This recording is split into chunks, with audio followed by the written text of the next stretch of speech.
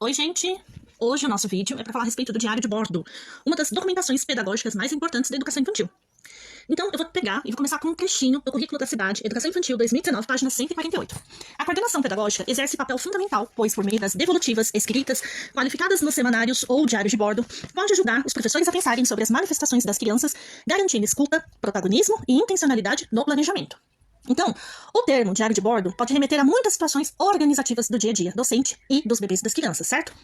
Bom, defendemos que um desdobramento natural do semanário, quando é adequadamente preparado, trazendo as intenções pedagógicas do que se pretende desenvolver junto às crianças e narrativas do que os bebês e crianças vão apresentando como centro de interesses, é apresentar-se como um diário de bordo, ok? Então, este instrumento permite que o professor materialize o movimento de projetazione seu e da sua turma. Nesse processo vão aparecendo pistas de desdobramentos didáticos e pedagógicos do que pode e deve ser realizado junto aos bebês e crianças. O processo investigativo será mais adequadamente vivenciado se for dialógico e o professor ter um interlocutor para os seus escritos é primordial. Então, vamos lá, gente. Aqui tudo, até agora eu li pra vocês, né? Falando a respeito do diário de bordo, e eu vou fazer outras leituras e vou explicando pra vocês. O que é o diário de bordo? O diário de bordo ele é um documento pedagógico e ele é um registro de todas as vivências daquele dia que o professor fez. Mas não é algo apenas descritivo. Hoje fomos ao parque, fulano fez isso, isso e aquilo outro. Não é algo descritivo e sem valor simbólico nenhum. O diário de bordo, ele é algo que você vai fazer, como o próprio nome já diz, um diário. Ele tem que ser uma escrita reflexiva. Quando o professor vai escrever o diário de bordo, ele tem que ter em mente algumas coisas. Para que eu estou escrevendo esse diário de bordo? Qual o objetivo dele? Qual o propósito dele? Qual a utilidade dele? Quem vai ler este diário de bordo? E não pode ser uma documentação que você escreva, pegue e guarde ali na sua gaveta da mesa, da sala de aula. Tem que ser algo que vai fazer você refletir a respeito da sua conduta pedagógica. Ou seja, essa escrita vai fazer você refletir a respeito das vivências. Então, por exemplo, eu elaborei um projeto em que, com algumas crianças deu certo, com outras não deu certo, e aí eu volto lá naquela escrita, eu pego um dia da semana, pego no diário de bordo, volto nas escritas e percebo que aonde deu certo, aonde deu errado, e vou ajeitando. Porque todo o trabalho pedagógico, toda a documentação pedagógica é extremamente flexível, né? O diário de bordo não seria diferente. Então, a escrita do diário de bordo, ela tem que ser uma escrita reflexiva. Então, por exemplo, eu mandei no grupo que eu tenho, um canal lá do WhatsApp, que muito provavelmente eu vou mandar esse vídeo pra lá também. Hoje foi um dia encantador, no versário 2, ao receber as crianças com canções suaves, percebi a Clara mostrando uma independência crescente, explorando o ambiente com molinhos curiosos. Olha que legal, tá descrevendo o que a criança fez, mas é uma escrita reflexiva, né? Que o professor já está vendo a independência dessa criança. Ou seja, a partir dessa independência, eu posso elaborar outras vivências com dificuldades e obstáculos maiores, para que ela se desenvolva cada vez mais e mais e mais. Aí, continuando a leitura. Durante a atividade sensorial com panos de diferentes texturas, a Rafaela revelou uma preferência por algo mais macio, enquanto Pedro explorou com entusiasmo a textura áspera. Então, eu, como professora, vejo que, olha, esse aluno gosta dessa textura, o outro gosta da outra. Posso trazer uma terceira opção de textura, para ver se eles também gostam. Então, vamos lá. Registro da professora no diário de bordo, esse aqui é da DRE Freguesia Brasilândia. E as crianças tiveram a experiência de fazer uma livre produção de arte, produzir algo com os materiais que desejassem usar, não interferir na orientação da folha, nas escolhas de materiais, nem no tempo que cada criança desejou ficar criando. Foi uma situação belíssima de se observar. Em dado momento, após ver o tempo médio de criação de cada criança, e por prever que se chamasse mais alguém, haveria confronto com o momento do jantar, encerrei a atividade, que foi retomada no dia seguinte. Então, esse diário de bordo é extremamente reflexivo. Não deu certo, encerra a atividade, retomo no dia seguinte. A maior riqueza e motivo de se escrever um diário de bordo é a potencialização da interlocução, que se opera em 3 ordens. Individual, quando o professor escreve seu processo reflexivo, é acionado a uma necessidade de explicar a si seus critérios e parâmetros, e existe um encontro com o seu fazer saber. Parceria, o segundo. A leitura sistemática do coordenador para as escritas docentes e suas devolutivas escritas auxiliam o professor a conseguir aprofundar cada vez mais suas análises, indagar suas escolhas, perceber suas potencialidades e limites. Coletiva. Quando o grupo é escritor de diário de bordo, há uma sinergia reflexiva na unidade escolar, que possibilita a existência de uma comunidade de aprendizagens nos termos de Francisco Imbernon. E o mais significativo, abre-se a oportunidade de um grupo trocar práticas de formas mais estruturadas. Então, o diário de bordo ele também traz esse benefício de, nos momentos de interação entre os professores trocarem figurinhas. Então, eu leio meu diário de bordo, você vê aquela vivência que eu dei na minha sala, se deu certo, se não deu certo. Você pode fazer a mesma coisa do que eu e eu fazer a mesma coisa do que você. A troca de experiências é muito bom. O diário de bordo pode ser considerado como um registro de experiências profissionais e observações em que o docente que escreveu inclui interpretações, opiniões, sentimentos e pensamentos sob uma forma espontânea de escrita, com a intenção de falar sobre o seu fazer cotidiano. Por isso, não há uma forma fechada de se produzir a narrativa, o que existem são pistas a saber.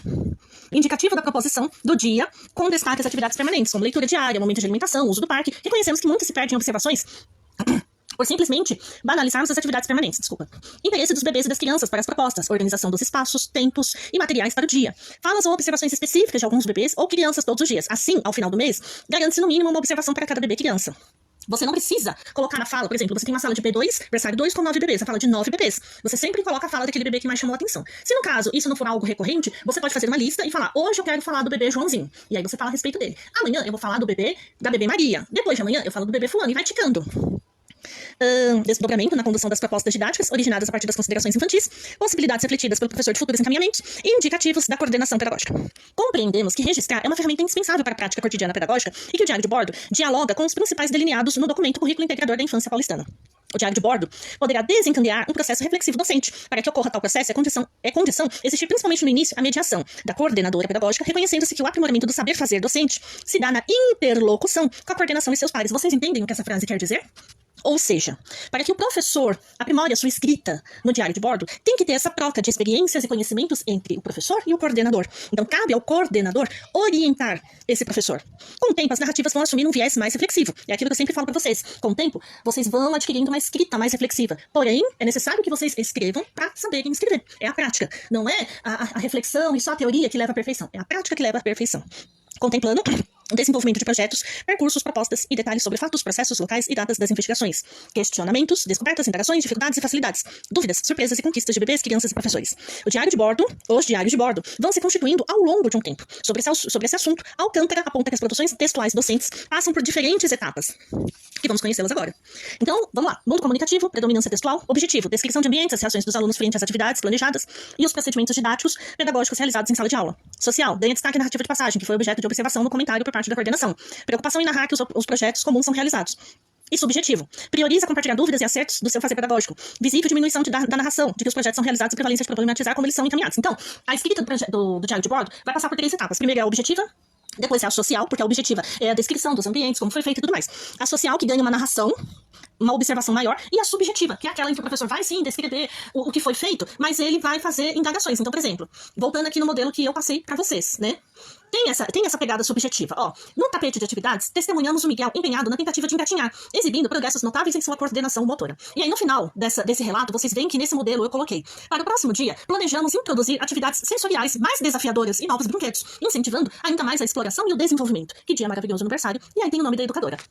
Então, o diário de bordo é um instrumento por meio do qual a coordenação pedagógica compreende o que se passa com os bebês, com as crianças e os professores nos diferentes ambientes da unidade escolar, validando a qualidade das experiências vividas por eles. Com o tempo, a escrita, prestem atenção nessa parte, com o tempo, a escrita cotidiana, junto às reflexões, substitui o planejamento clássico da semana em forma de tabela. Aparecem outras estratégias de planejamento do dia, afinal as pistas sinalizadas nos registros docentes vão dando margem às novas proposições que se materializam por meio do trabalho com projetos. Então, para além de tudo que foi apresentado, o diário pode ser um bom apoio à memória, no qual o professor pode buscar formas de compreensão para as experiências vividas. Então, o que ele quer dizer com isso? Né? Além de tudo isso que eu já falei para vocês, né? Eu pulei uma parte sem querer, porque eu tive que dar uma pausa do vídeo para pegar uma coisa aqui. Então, eu vou voltar a este parágrafo para explicar para vocês melhor. Então, assim, aparecem outras estratégias de planejamento do dia. Afinal, as pistas sinalizadas nos registros docentes vão dando margem às novas proposições que se materializam por meio do trabalho com projetos.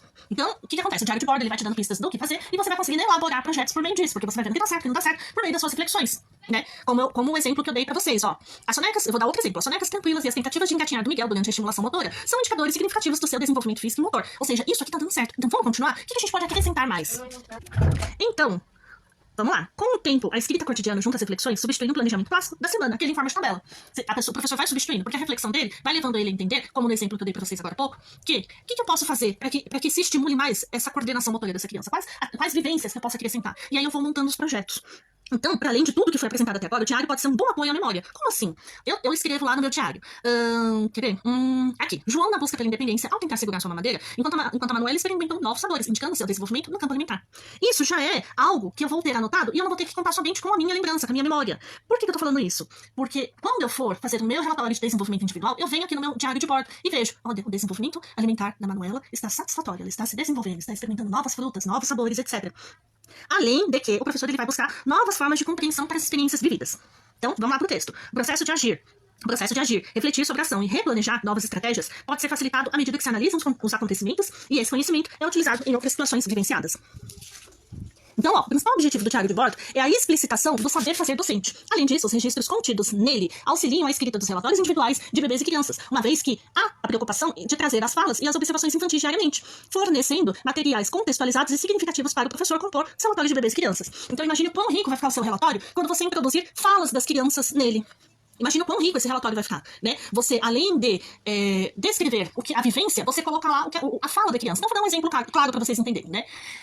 Tem ali a professora que fez uma atividade no parque. Levou as crianças até o parque. Porém, naquele momento, o caminhão do lixo vinha passando. Ela levou as crianças para fazer uma atividade, mas naquele momento o caminhão do lixo estava passando. E aí as crianças acabaram se distraindo com o caminhão do lixo. O que essa professora fez? Ela pegou, chegou perto das crianças, e aí as crianças começaram. O João virou para a professora e falou: professora, que caminhão é esse? O que ele tá fazendo? E aí a professora vai lá e explica: esse é o caminhão do lixo. Esses moços são os garis